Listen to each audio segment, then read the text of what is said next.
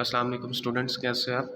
अच्छा, तो बच्चों आज जो हमारा काम है वो हमारी जो एक्सरसाइज कल हमने एक्सरसाइज 5B का हमने कल बुक वर्क कंप्लीट किया था। क्वेश्चन नंबर 1 किया था हमने, 2 किया था, 3 किया था और क्वेश्चन नंबर 10 किया था हमने। ये जो एज अ बुक वर्क जो हमारे क्वेश्चंस थे, ठीक है, एज अ बुक वर्क जो हमारे क्वेश्चंस थे ये हमने कल कर लिए थे। तो आज का जो हमारा लेक्चर है वो ये है कि आज हमने हमारा जो एक्सरसाइज 5B है उसका क्वेश्चन नंबर 4 करना है। क्वेश्चन नंबर 4 में हमारे पास वो क्या कह रहे हैं, express in terms of grams. ठीक है, कि हमारे पास जो गिवन वैल्यू है, ठीक है, उसको कोई भी वैल्यू है उसको हमने ग्राम्स में कन्वर्ट करना है। किस में कन्वर्ट करना है?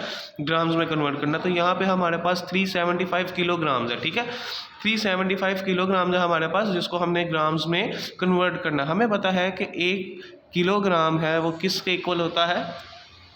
1000 ग्राम्स के इक्वल होता है। तो अब ये हमारे लिए बहुत ज़्यादा इजी हो चुका। हम ऐसे लिखेंगे 375 किलोग्राम्स।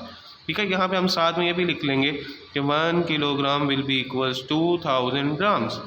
ठीक है, तो ये हमारे पास एज अ नोट कह लें या पॉइंट कह लें। ठीक है, अब यहाँ से हम स्टार्ट करते हैं। यहाँ पे देखें, अब हमारे किलोग्राम्स है ना, तो किलो की जगह पे हम क्या लिख देंगे? 1000 ग्राम्स। किलोग्राम की जगह पे क्या लिख देंगे? 1000 ग्राम्स। ठीक है, तो 375। अब देखें, हम जब छोटे से बड़े की तरफ जा रहे हैं, यानी बड़े से छोटे की तरफ जा रहे हैं, तो हम मल्टीप्लाई करवाते हैं। ये तो आपको पता है। तो हम क्या करेंगे, इसको 1000 के साथ, 1000 ग्राम्स के साथ मल्टीप्लाई करवा देंगे। 1 किलोग्राम में हमें पता है कि हमारे पास 1000 ग्राम्स होते हैं। ठीक है, तो अब हमने क्या किया कि किलोग्राम की जगह पे हमने ग्राम्स बनाना, तो हमने मल्टीप्लाई कर दिया 1000 ग्राम्स के साथ। तो हमारे पास क्या आ गया? 375,000 ग्राम्स। ठीक है, तो ये हमारे पास पार्ट नंबर ए कंप्लीट हुआ। ये आ गया जी हमारा आंसर। इसका जो पार्ट है हमारे पास, इसके टोटल 3 पार्ट्स हैं। पार्ट ए हमने कर लिया, ठीक है, पार्ट बी इसी क्वेश्चन का, ठीक है, क्वेश्चन नंबर 4 का। ठीक है, क्वेश्चन नंबर जो हमारे पास 4 है उसका जो रिमेनिंग 2 पार्ट्स हैं, जैसे part C, B and C, as a homework, as a ये आप लोग खुद करेंगे। ठीक है, चलते हैं हम अब अपने नेक्स्ट क्वेश्चन की तरफ। हमारा क्वेश्चन नंबर 5 है, अब हम उसकी तरफ चलते हैं। तो जी, अब ये आ गया हमारे पास हमारा क्वेश्चन नंबर 5। क्वेश्चन नंबर 5 में हमें क्या कहा जा रहा है कि फाइंड द सम, यानी कि हमने क्या फाइंड करना है?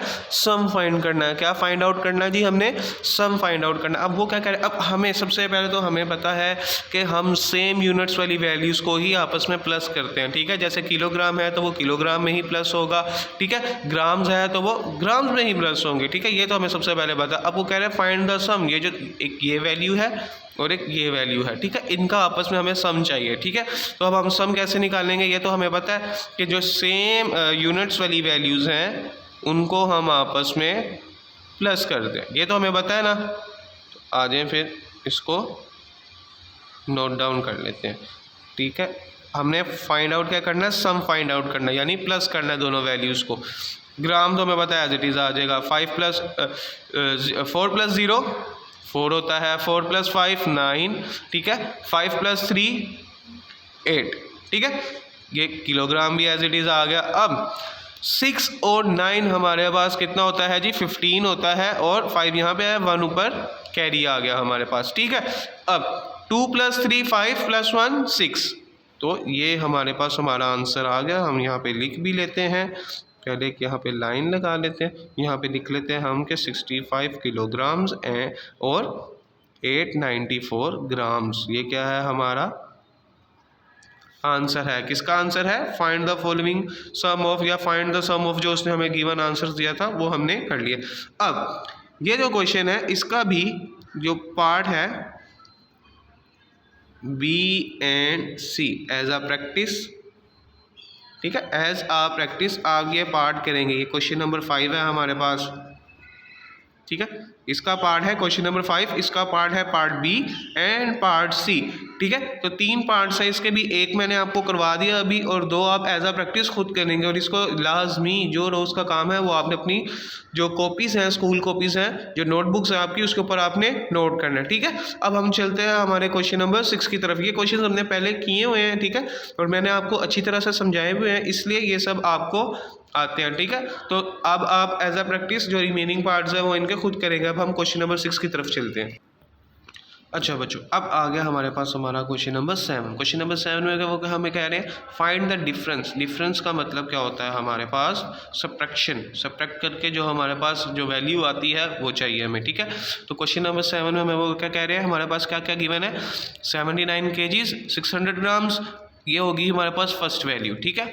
अब ये आ जाता है सेकंड वैल्यू की तरफ, 35 kgs एंड 215 ग्राम्स। कितने ग्राम्स? 215 ग्राम, यानी 215 ग्राम्स। चलिए अब इसको सोल्व करते हैं। अब हमें पता है ग्राम्स वाली जो सेम यूनिट वाली वैल्यूज़ हैं वो आपस में माइनस होती हैं या प्लस होती हैं, जो भी गिवन कंडीशन हो। तो सेम यूनिट वाली वैल्यू ही हम लिखेंगे बिल्कुल इसी तरह, ठीक है। अब आ जाते हैं यहाँ पे। अब हम इसको करते हैं जी सोल्व, ठीक है। ग्राम तो एज इट इज़ आ गया। अब ये बताएं 0 से 5 माइनस नहीं होता, 0 - 5 करेंगे नहीं होगा, ठीक है। अब हमें यहाँ पे क्या करना पड़ेगा, ठीक है। तो अब ये तो हमारे पास छोटी वैल्यू है, ये बड़ी वैल्यू है। तो अब हम क्या करेंगे 7 वाली वैल्यू से कैरी लेंगे, ठीक है। अब 7 वाली वैल्यू देखें वो भी 0 है, तो फिर हम क्या करेंगे 6 से लेंगे। 6 को काट के किया हमने 5, ये हो गया हमारे पास 10, ठीक है। 10 बन गया। इसको काटेंगे, ये हमारे पास आ गया 9 और 1 कैरी दे देंगे फिर इसको, तो ये अब बन गया 10। जब 10 में से 5 माइनस होगा तो हमारे पास क्या आएगा 5। 9 में से 1 माइनस होगा हमारे पास क्या आएगा 8, ठीक है। और 5 में से 2 माइनस होंगे हमारे पास क्या आएगा 3। ये हो गया। अब आ जाए इधर। अब 9 - 5 करेंगे हमारे पास क्या आएगा 4। ये किलोग्राम्स तो हमें पता है एज इट इज़ ही आ जाएगा, ठीक है। तो 9 - 4 करेंगे हमारे पास 9 - 5 करेंगे हमारे पास, तो हमारे पास क्या आ जाएगा 4 आ जाएगा। 7 में से जब हम 3 को सब्ट्रैक्ट करेंगे तो हमारे पास क्या आ जाएगा फिर से 4 आ जाएगा, ठीक है। तो अब हमें पता चल गया कि हमारे पास जो आंसर आया है वो ये है, ठीक है। तो ये हमारा आंसर है जो हमने दोनों वैल्यू को सब्ट्रैक्ट करके निकाला, यानी दोनों वैल्यू को सब्ट्रैक्ट किया, उनका डिफरेंस आ गया, ठीक है। और ये हमने यहाँ पे लिख लिया, ये हमारा आंसर है। तो ये जो क्वेश्चन नंबर 7 है फाइंड द डिफरेंस, इसके भी हमारे पास 3 पार्ट्स हैं और एक मैंने आपको करवा दी है, और पार्ट बी एंड सी आप खुद करेंगे प्रैक्टिस के तौर के ऊपर, और आप इनको अपनी नोट कॉपीज पे भी नोट डाउन करेंगे, ठीक है। Question number 7 part B and C practice आप खुद करेंगे, ठीक है। तो आज की आपकी डायरी एक ये है question number 7 exercise 5B, question number 7 part B and C practice, ठीक है। उसके बाद आप आ जाएं यहाँ पे exercise 5B question number 5 question number 5 आज अब हमने किया है क्वेश्चन नंबर ठीक है, क्वेश्चन नंबर 5 का पार्ट बी एंड सी। और यहाँ पे आ जाएं आप, इसको भी आपको पता है question number 4 part B and C के जो 2 पार्ट्स हैं वो भी आपने होमवर्क करने हैं। तो एक एक पार्ट मैंने आपको करवा दिया, ठीक है। क्वेश्चन नंबर 4 किया, 5 किया, और ये रहा क्वेश्चन नंबर, अच्छा ये यहाँ पे हमारे से थोड़ी सी मिस्टेक ये हुई है कि ये हमारे पास क्वेश्चन नंबर 6 है, ठीक है। और हम इसको ज़रा सही कर लेते हैं, क्वेश्चन नंबर 6 है। तो अब आप क्वेश्चन नंबर 6 करेंगे, क्वेश्चन नंबर 7 जो है वो हम कल करेंगे, ठीक है। तो क्वेश्चन नंबर हम दोबारा से यहाँ पे लिख लेते हैं, एक्सरसाइज 5B है, ठीक है। क्वेश्चन नंबर 4 इसका भी जो पार्ट है हमारे पास वो क्या है B और C है, ठीक है। और जो हमारे पास क्वेश्चन नंबर 5 है इसका भी पार्ट B और C है, और जो क्वेश्चन नंबर 6 है इसका भी हमारे पास पार्ट क्या है हमारे पास B और C। तो ये तीनों पार्ट जो दो पार्ट्स हैं तीनों क्वेश्चंस के, ये आप प्रैक्टिस करेंगे खुद से, ठीक है। और खुद से इनको लिखेंगे और इनको अपनी नोट कॉपी के ऊपर भी लिखेंगे, ठीक है। तो आज का हमारा काम है वो क्या है, हमने क्वेश्चन नंबर 6 का पार्ट किया, ठीक है। क्वेश्चन नंबर 5 का पार्ट किया और क्वेश्चन नंबर 4 का पार्ट किया हमने, ठीक है। तो आपने इनको प्रैक्टिस करना है, ठीक है। और जो काम अभी वीडियो में किया है ये भी नोट कॉपी के ऊपर नोट करना है, और जो प्रैक्टिस के लिए आपको दिया गया है एज अ होमवर्क, ठीक है, तो ये भी आप लोग खुद करेंगे।